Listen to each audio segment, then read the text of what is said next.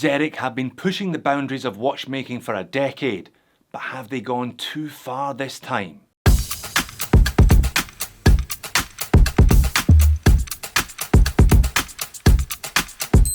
Hello and welcome to Just One More Watch. If you consciously clicked on a Xeric review, then you know you're in for a wild ride. They're a brand that deliberately sets out to make watches that look like nothing else, and in this particular case, nothing else on the planet.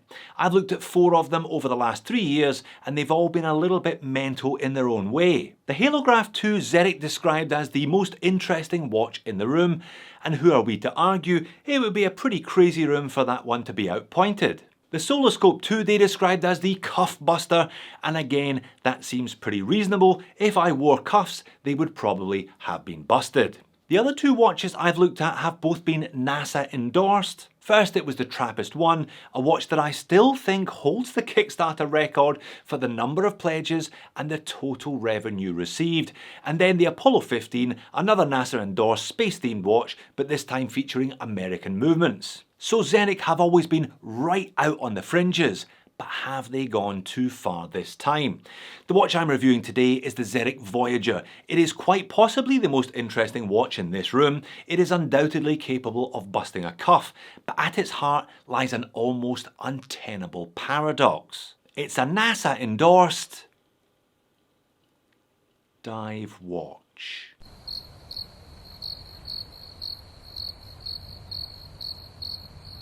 Perhaps there is water on the moon after all. A lot of water, as this Voyager is 1,000 meters water resistant. The apparent disconnect between endorsement and intent has not stopped more than 1,000 people already pledging for one of these. You saw the pop-up. This video is sponsored by Xeric. I will therefore leave a link to that campaign in the description of the video. Are you strapped in? Let's flip the camera and enjoy the ride. Alright, let's start with another quick shufty at the Kickstarter campaign then. 1,134 backers at the time of recording. I would imagine that would have gone up a little bit by the time I published the video. And $500,000 US in pledges. This is Xeric's 14th Kickstarter campaign. They always do well. This is the 3rd NASA endorsed Xeric I've looked at, and they've all done big numbers. This one is named the Voyager after the Voyager spacecraft launched back in 1977 to discover the galaxy. Voyager was therefore built to tackle extreme conditions, and that is the notional thread connecting the spaceship to this beast of a watch, also built to withstand extreme conditions. There are a couple of early birds left at $389, then you're onto the regular Kickstarter price of $419, valid to the end of the campaign. In terms of colours, you're not short of choice, with a blue, orange, yellow, NASA white, couple of black PVDs, a black and gold. In fact, I think they sent me the most conservative version in the form of this silver on silver Ganymede. I reckon if you're going to go a bit mad and order a Xeric, you may as well go really mad and order an orange, yellow or white Xeric. There's also a meteorite version available which does seem fitting, but it costs an extra $250 USD, making it one rather pricey slice of space. I've talked about this before. NASA endorsed watches seem to be popping up all over the place at the moment, and sometimes it is little more than a logo on the packaging or even just on the dial of the watch. With Xeric you definitely get that, but they go all in with references to individual missions and to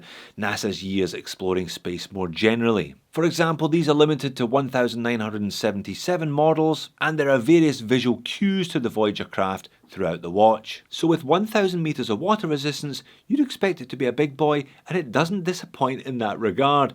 44mm in diameter, but a not insignificant 16.5mm in thickness. It's almost effectively lugless though, with a lug-to-lug length of 44.8.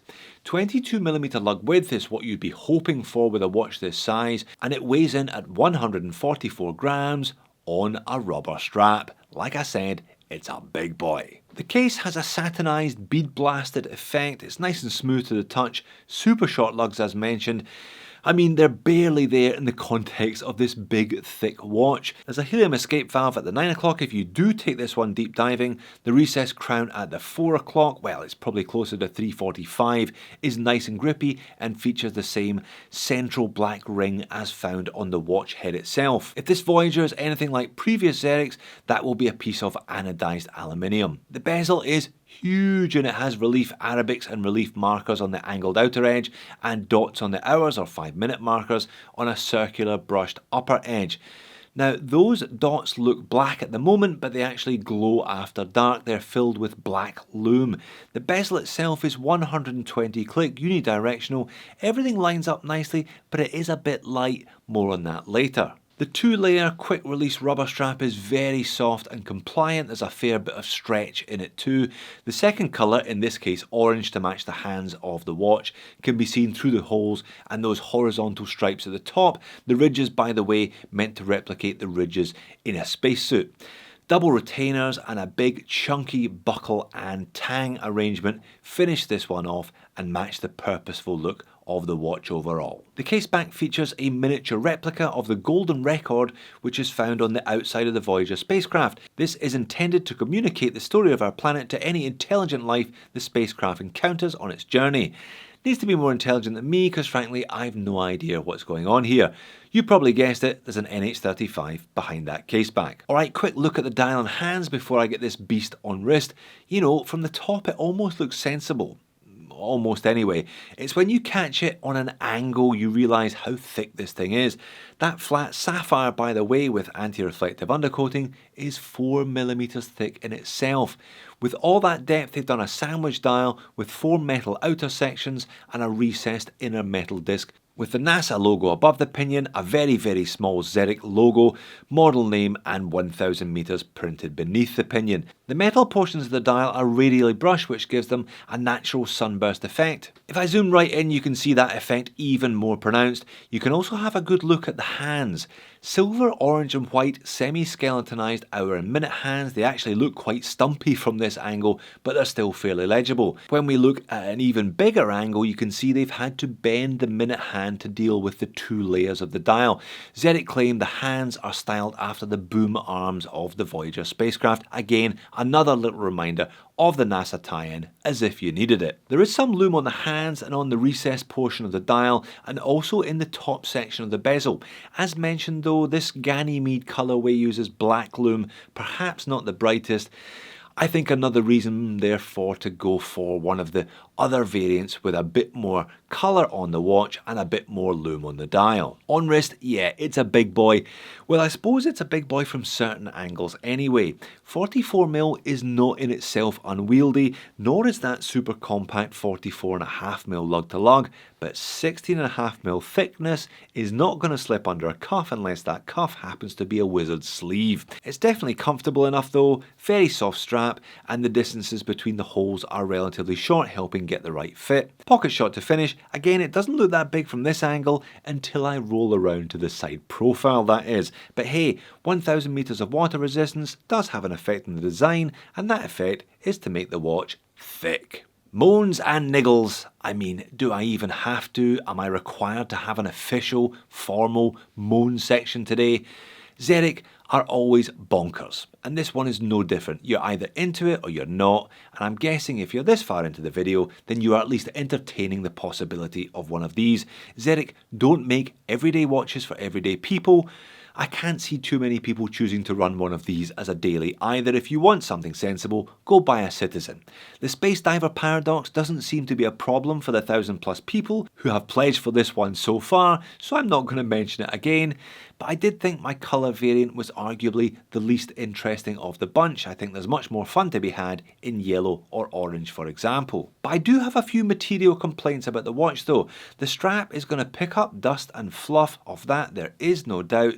You can see it on this one already, and the watch sits top heavy if you wear it loose. Of the 144 grams, 120 of them are in the watch head, so yeah, definite potential for bobbling there. Fortunately, there is quite a lot of stretch within the strap, so you can wear it tight and still retain feeling in your fingers. I thought the bezel action on this prototype anyway was a bit light on, and with such a big and chunky watch, it's kind of like meeting Arnie, getting a dead fish handshake from him. Slightly unexpected and slightly disappointing. I think if you are considering buying a watch like this, then you have to ask how it fits into your personal collection and how often you're going to wear it. I must admit, it's a little bit too big and a little bit too out there for me to even consider taking it on. But I think, as with all Zerics, the price is very fair and the watches themselves are very well built. I suspect that a lot of people who are picking this one up already have a Zeric or two in their collection, and they are therefore familiar with the brand and the out there watches that they produce. So there you have it. If you're a space nerd who dives or a dive nerd who's into space, you may just have found your perfect watch. If you've made it this far, you are clearly a fan of the brand. In that case, you should probably check out the Halograph 2 and the Soloscope 2. Not necessarily practical timepieces, but always well made and always well priced. Thanks for watching this one. I'm sure I'll see you again in a future video.